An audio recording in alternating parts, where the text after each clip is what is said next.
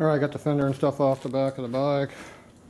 I threw a bunch of welding rod in all the holes, across all the flat surfaces, so you get an idea where things are at. And I took the fender off over here, in case you think it didn't need to be worked on. It's got a nice big crack in it right there. Previously broken and light. So, nothing hidden break. Here was all bolted in. And of course the, I'm sure the tail light was working just perfect by the, you can see the socket laying in here with no bulb in it. So I'm sure the tail light was working just fine too. So everything on this bike is, everything we touch is bad. So, what else is new? So even though the neck seems to be square to the frame, you can obviously see that this piece of rod here is definitely lower than this side over here, even though the frame says it's straight. And all those bottom rods down there that got stuck in there, see, every one of those looks like they're in line with each other, every one on the bottom. Even though there's a twist in the frame somewhat because it doesn't sit flat. There's a gap under here. I think that's where it was. Yeah, there. Now it's on the other side. So I'm not sure how flat this table is, but the frame definitely wiggling a little bit. But all of the rods look square, so which tells me the frame is probably square and the table's probably not square. Be my guess. See, even the swing arm pivot going across. Looks like it's pretty much the same gap. It's just a tick higher on this side over here. That's between this rod and this rod. See, it's basically width of my hand. Another precision measurement device. Versus this side here. Yeah, pretty close.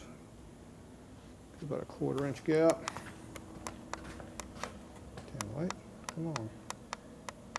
There it is. Yeah, it's similar. It looks like it's wider, but it probably isn't. So all this stuff looks good, except when you get to the top of the frame, it looks like the frame is leaning a little bit. But that might be because of down here, but this side looks square. Up here, at least it's all listing to the left here, it's like this. But when you put the cups in and measured, it was square, so, oh well. Doesn't matter what it looks like on top. If the neck is square, it's square. Shock mounts don't matter. But, oh well. You can also see how this bracket here has been bent in a lot. Right here. I'm assuming that is not supposed to be that way factory, but I'm not sure. But I would guess it's not supposed to be. But you can see how it's eating on the frame. The chain's eating on it pretty heavy, so maybe it's supposed to be that way. Who knows? I'd have to get another frame and look at it. This is 73 and 73 to 78 frame, basically. But, and with these lugs on it, though, this is 76 of the last year they used those. So 73 to 76. This has the built-up back section here, which is weak as hell. The earlier frame, this was all cast steel, or forged steel, I should say, not cast, forged. So, anyway, it all looks relatively close, except things are off a little bit somewhere. But anyway, it's close enough to work. But that's how I straightedge everything. Welding rod doesn't lie. Lasers and tape measures and all that other shit. Levels, they all lie. Straight piece of metal in string never lies. Whatever it is, doesn't change. As long as you get them in the whole square, they're going to give you direct measurements. Alright, so double checked it, it all looks good.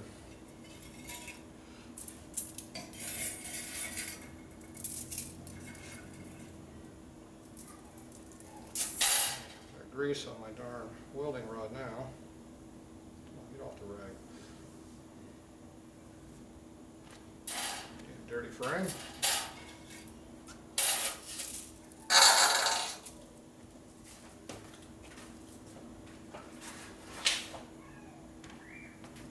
It's $10 worth of welding rod there. Go to your welding shop, tell you want $10 worth of aluminum welding rod. Check my frame. They'll ask you which alloy you want. Tell them aluminum. Aluminum doesn't rust. 1/8 inch is better than 3/16. Oh, that was 3/32. Yeah, 1/8 inch is better, it's stronger. That's why it was flexing down so much from its own weight. Okay, so we're gonna do the motor. So right now I got to see about scraping all of this crap off of here. So we're going to attempt to do that now. Probably the best place to do that is on the floor. Less chance of it falling down if I do that. Of course, I'll slip it away a little bit.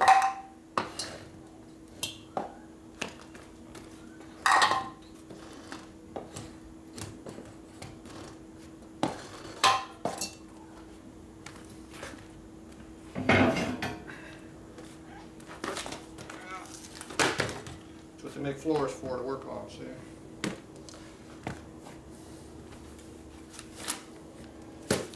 Okay, so we're going to work on this side over here. I'm sure we're going to put that where you can see what I'm going to do. We'll start with that.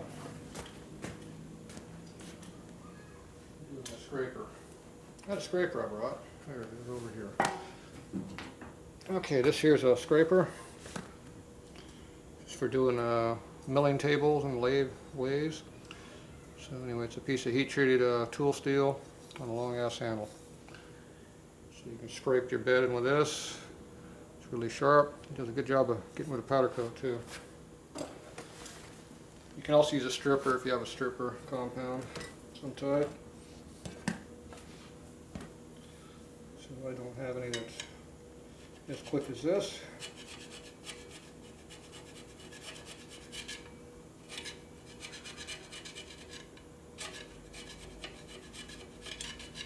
Once you push square and flat, you can cut flat. You just gotta do it flat.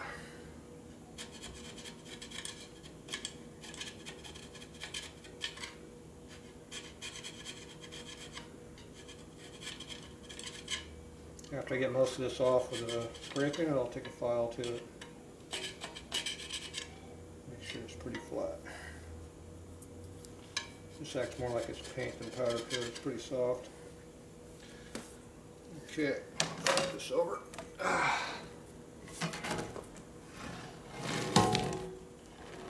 around this direction. Yeah, it's definitely a lot better direction this way. I can see a lot better this way.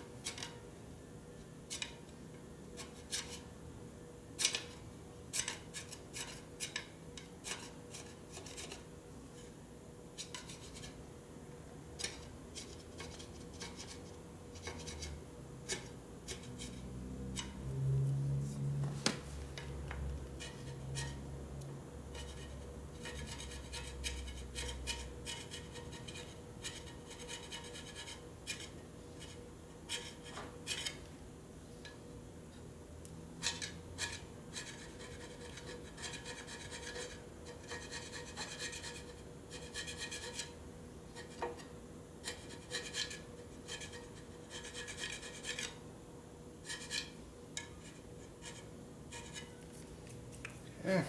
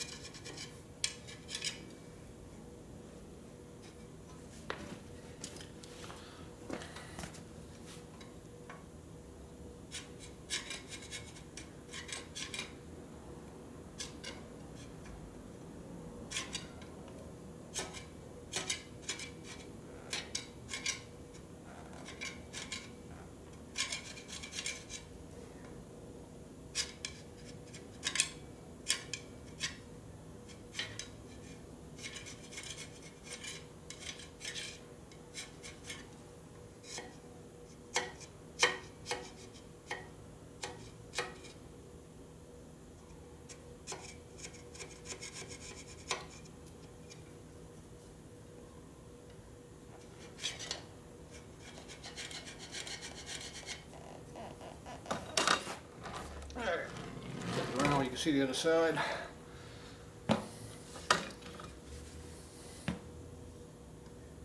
It's always a good idea to be able to see what you're doing.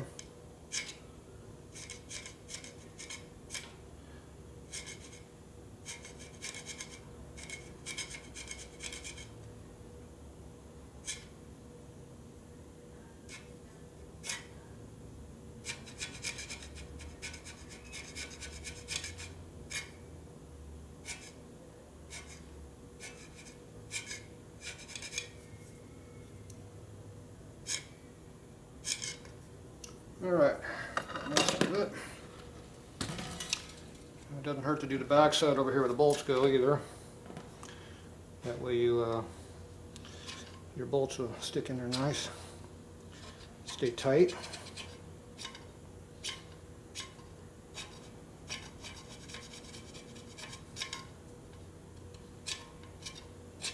You know, scrape off all these surfaces and so your hardware will come loose and you'll be screwed.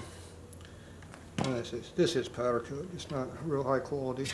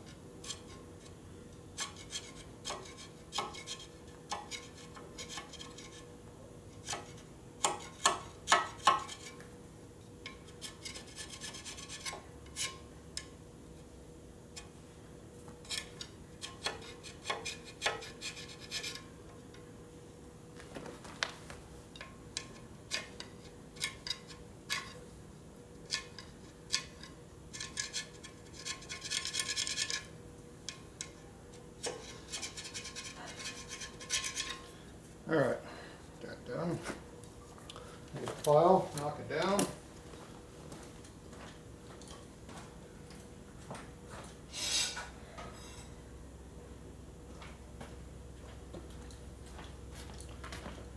So we got a bastard file and we got a fine file.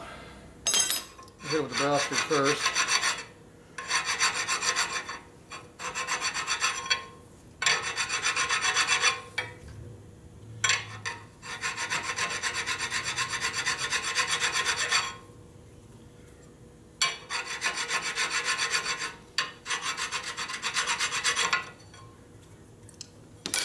Frame's not very flat right there. Then we hit the fine file with a front smoother surface to it. Okay, so that takes care of that now on that side. Take it back down here this side. Let's drop this camera down a little bit to see better.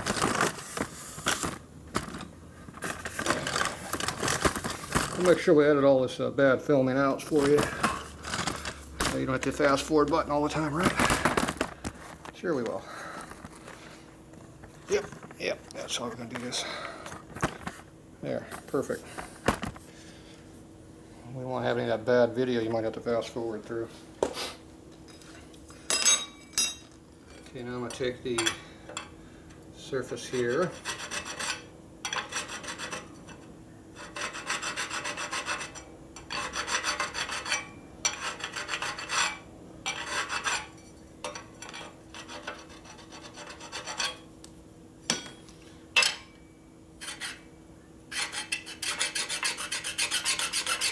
Not trying to remove a bunch of metal off of these surfaces.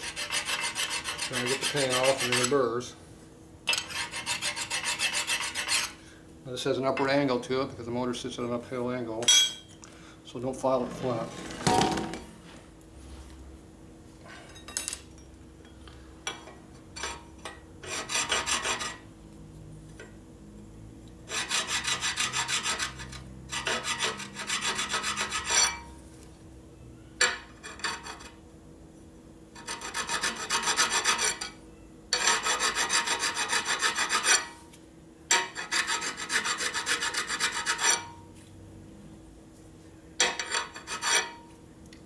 File has a big bow to it, files on the outside edges. So that file will not cut flat. Every file has a certain amount of curve to it.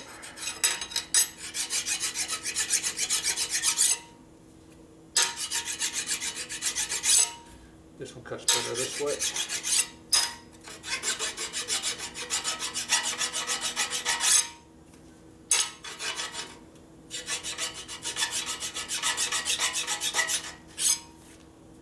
Okay.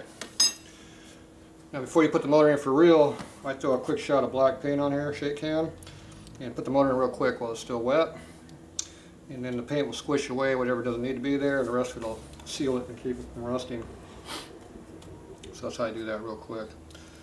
Okay, now these surfaces over here also matter. So this is where the motor mount goes on here. So we want to get these surfaces off also. So the motor mounts will stay tight and not loosen up on you a few hundred miles down the road. You wonder why your bike starts vibrating a lot. And the handle's kind of funny.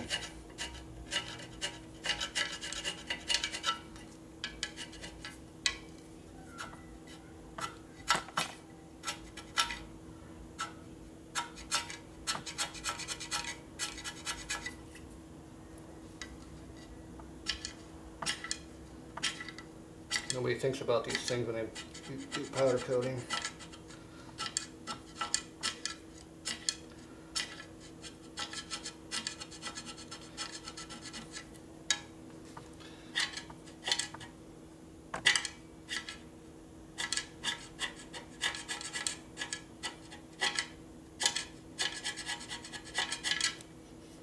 Okay, you get half the hole that direction, and you turn it 90 degrees.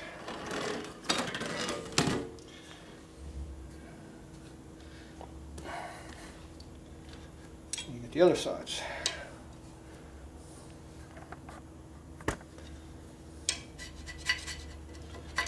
And get the angles to work for you, whatever direction you want to work, make it work to you. So you hit it twice and you make it nice and flat and round with the least amount of effort.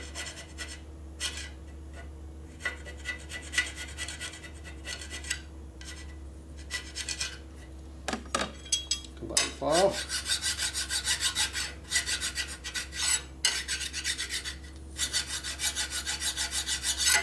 So if your file's cutting a lot on one side, it might be your file's got a big bow in it. So all files have a natural curve to them, or bow.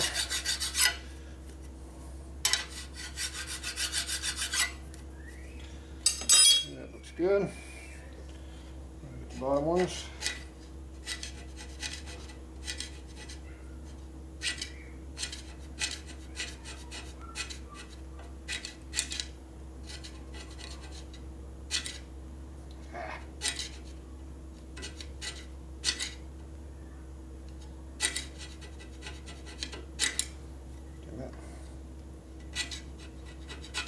There it goes.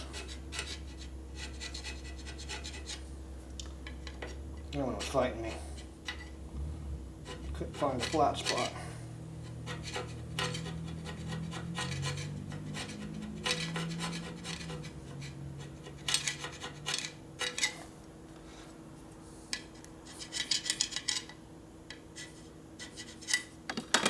Okay.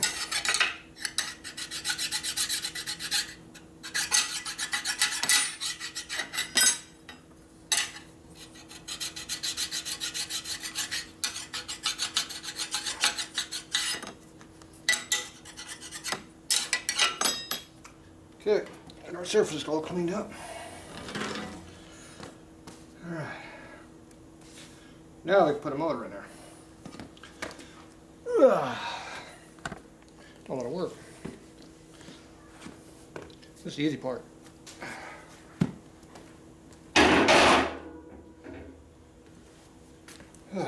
It was a lot heavier before. Alright, so now you can see what I did. A lot easier. Got all the powder coat off of there. Everything's good. Wipe off all your residue. These thin surfaces here, the powder disappears pretty quickly, so you don't really have to scrape them. These flat, fat surfaces here, you got a lot of surface area. This way you got to clean them up to scrape them off clean. And don't forget your motor mount up under here too. If you want this motor mount to stay in there tight, you have to go up here and scrape under here too. I'll get that later though. Okay, so now we can go ahead and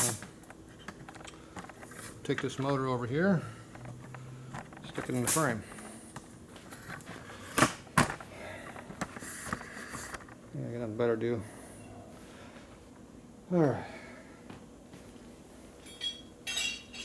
Pick up your files so you don't trip over them. Don't forget to put them back away later.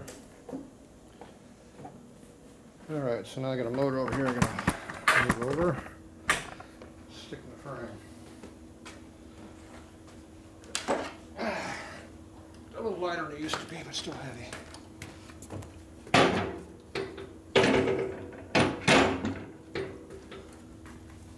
Okay, now when you put a motor in a frame, on Sportster motors, you always angle them in. Just like that.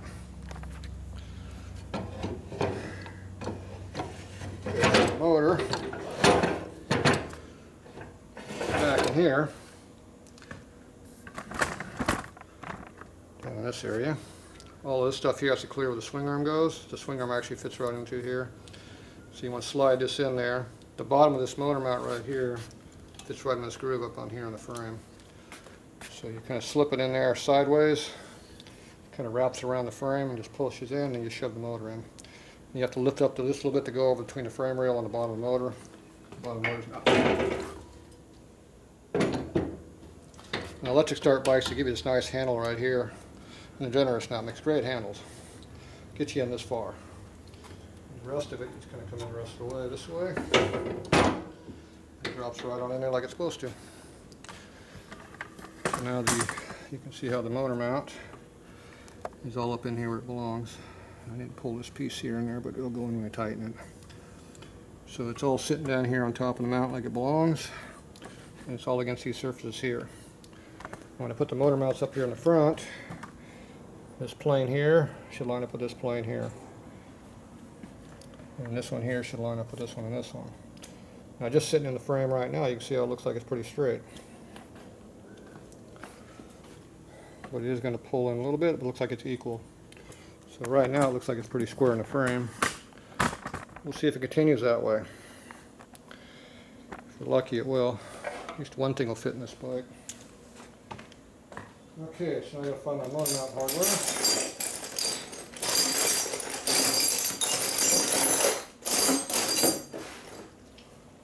That box.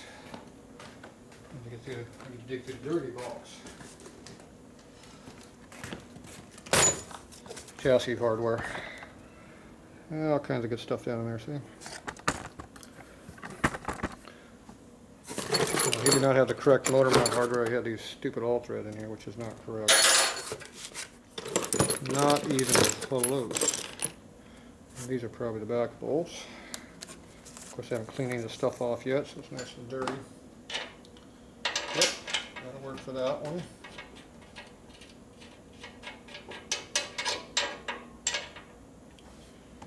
Now, whenever you're putting bolts back here, you want to make sure they don't bottom out the frame. So get right here, and you can see how it's not going to bottom out here on the shank, and also not going to stick into something over here on that side. I always like when the flat washer back here, because this hole right here is bigger. It's always best to have a washer in here so you don't collapse the frame right around the bolt. So I always like putting washers on stuff, not lock washers. You can't torque a lock washer. If you torque a lock washer correctly, it just splits wide open. And it doesn't do anything. So here's a washer right here. Just go like that, and that'll protect the frame. course, that's probably the only one you have. And they're real nice and easy. Let's see if we got some more bolts. Another one. That one will fit in there if you don't want no washer.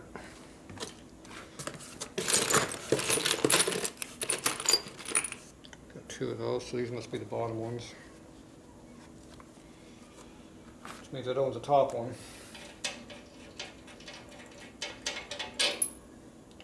Top one's on the back side here.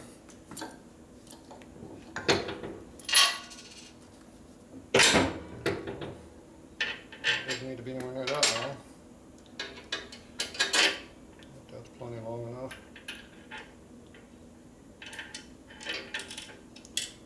You gotta make sure you got a washer that fits in the motor mount. 10 to 1 he doesn't have one.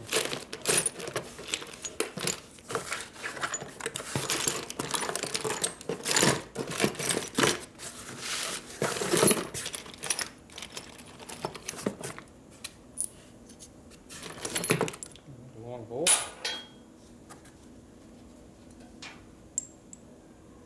Same length.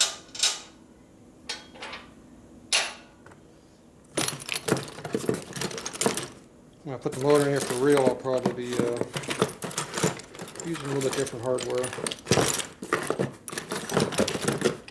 I rarely use the same stuff that was in the bike because usually I don't like it. Right now I don't see what I'm looking for in hardware.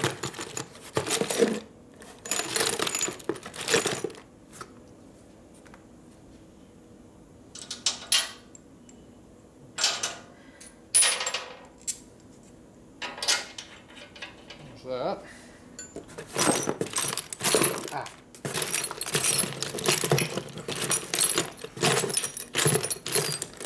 I'm not seeing any proper bolts I'm looking for. Or nuts.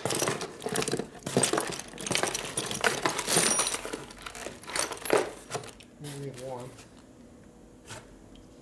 It's a lock nut, but it'll work. Oh, we got a bolt in there.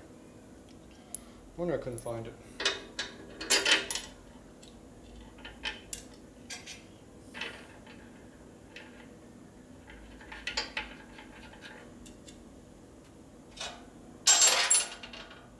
Oh.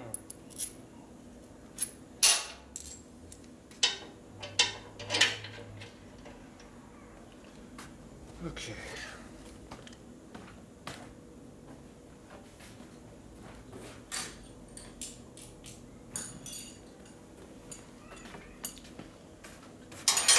A little quarter drive ratchet with a 9/16 socket. Not too many people make that one, but comes in handy for doing these jobs. You go a lot quicker with these than anything else.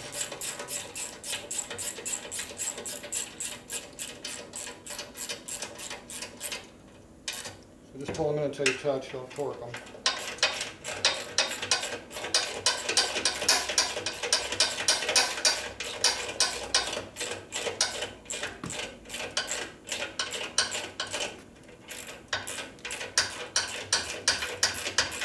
It's going awful hard for not having anything on it. There it goes. Threads might have been damaged, or they might have a lot of block cut or something on them I didn't see maybe. Okay, I just ran those in until they touched. So I gotta get a bolt for here, which looked like it was pretty well stripped out. It's supposed to be fine thread, but they might have had a coarse bolt jammed in there a bit. I don't want to do that. I'm going to fine thread.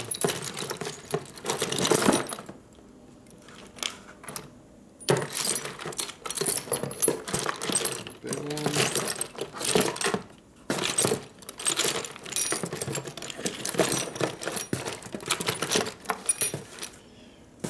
Not seeing what I need in the box here.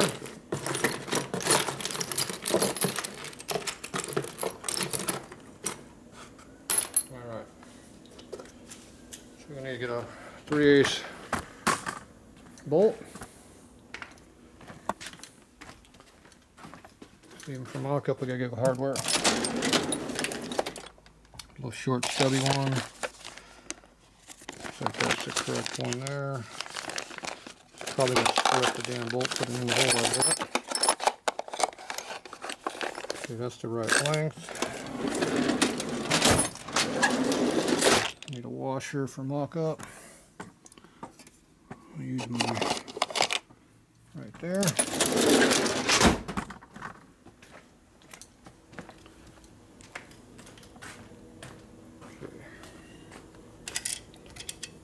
This should fit in there. No, it does not fit in there. That means I won't be using that one. Okay, look at how deep it goes. See how deep this thread is? It should go in there deep. I'd like to have a washer here, but that one's too thick. So, too big in diameter. So, that's where my brass one's at. My copper plated, heat treated steel ones you can't buy anymore. That's these ones. I bought everyone I could get years ago because I knew they weren't going to be available again. They're not. Let's see, this one might still be too big.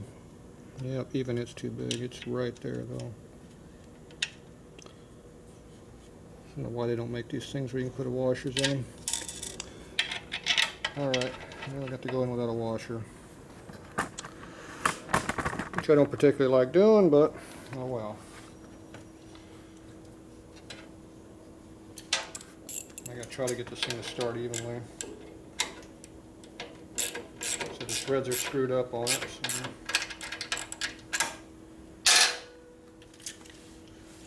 So when you get it started,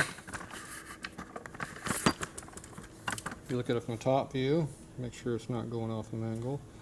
And then from the side view, this way, make sure it follows the same angle the frame lug is here. So when those are both good, then you can do it. So it looks like we got it started. Let's see if it'll actually thread in here all the way without binding up and stopping like it is now. It's got to kind of rearrange those threads because they're bad, as I said.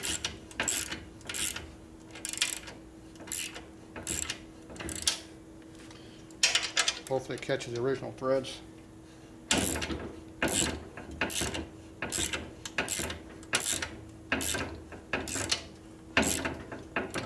Okay, it's pulling in tight now. Now before you put all the weight on this one, you got to pull this other one in too. You know, the motor's not real heavy right now, but when it's heavy before, you got to make sure you pull these both in fairly equal. Otherwise you can break the mount off. Which would be a bad thing, obviously.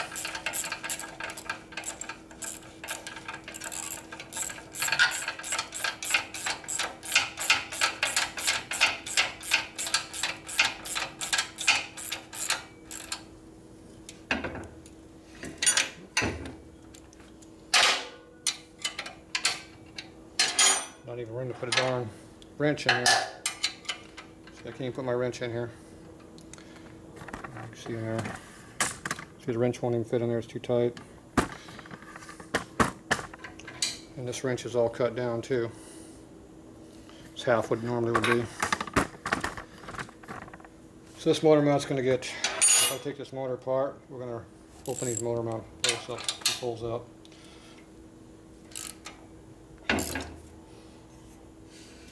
Okay, pull that one in until it touches.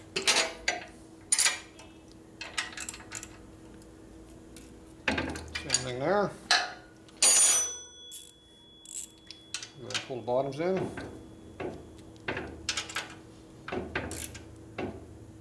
Like that. Okay, now your back mounts are in there nice and smooth. You see how we're sitting nice and even all the way around. Down here. Can't see the back side of that one. So you want to look to make sure that it's against the mount down here, down low. And everything's in there smoothly where it belongs. So you can look through here and see in there a little bit, but it's kind of hard to tell what's looking at in there. But anyway, that's all in there nice and smooth. Now I'm assuming that this motor mount's pulled into the cases evenly, and there's no big gap under here anywhere, which looks okay. Okay, now we come up to the front of the bike and see if the motor mount's square. It looks like it's pretty square. It squared itself up pretty good. Okay, so let me find the motor mount plates. They're sitting around here somewhere.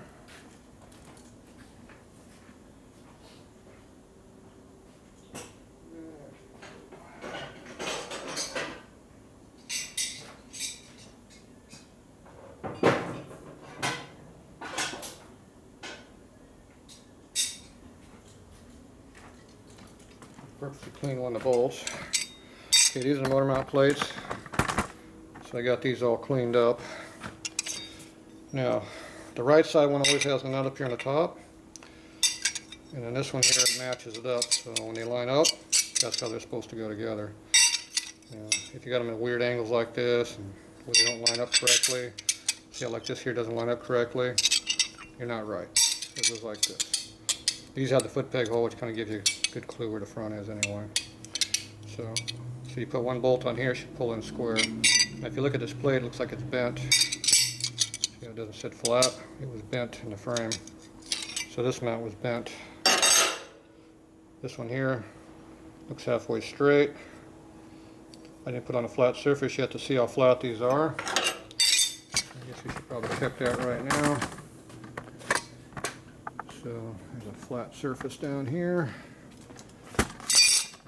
My mill table here.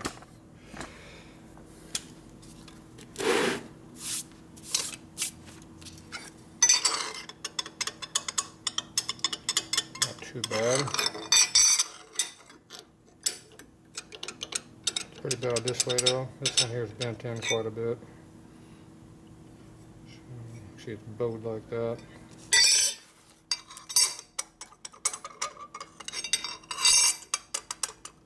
Even this one is. Once again, not very flat. So we'll have to take that into consideration when we put it together. Which means we'll have to flatten them out for permanent installation, but for my mock-up, I'm just basically just looking to make sure that it's flat.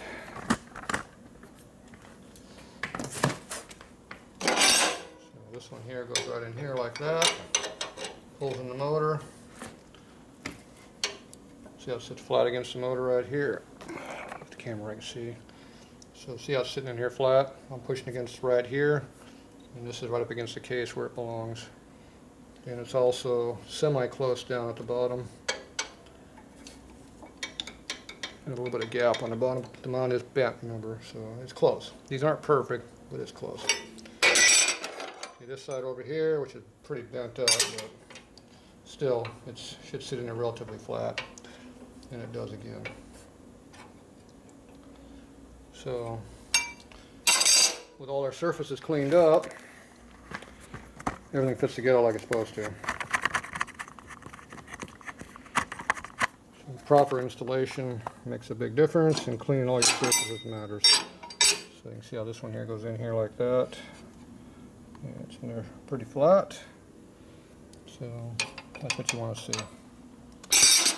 Okay, so I'm happy that the motor fits in the frame like it's supposed to. Well, obviously it was way off when we undid it, so I'm assuming the problem was all the damn powder coat back here was our problem. If you have a high spot over here, obviously by the time you go 2 feet forward, it's going to kick over a lot, cause a lot of problems. I'm surprised they didn't break this bracket off and being cocked like that. That usually breaks these things right through here. Now also, before you tighten up this front mount, right now all the weight's hanging off this bracket. It's hanging off these two mounts here and pivoting off of here. So what I do is I put a tire nut under here or a screwdriver. You bow this thing up a little bit, not right on the pump, but on the case under here. And you take some of the weight off the motor. So you can feel a screwdriver when you put weight on it, kind of flexes the motor up. Find a nice happy medium spot, and then tighten the mount down here, and that will take the load off of here, and this won't break back here. That's why these things break back here all the time, because people tighten them up when they're fully loaded condition. They're stressed. When they're stressed, they break. Same on your top motor mounts. Make sure you shim them, bend everything to fit. If you have to tighten the bolt down to make it come where it needs to go, it'll bend, it'll break. So go back, bend it till it fits without any load on it, and then when you tighten the bolts up, it'll stay permanent where you want it, and it won't crack. They'll live a long time. So you can see how much flex we got in the frame here, see? Just by bowing on things. So you got a lot of leverage back here, so things move around. Alright, so I'm good with the motor and the frame. This all looks halfway close. So next thing is we'll throw a swing arm up in here. If I got one to mock up, I can throw in here. I'll go take a look real quick, see if I got something. Alright, that's it for now.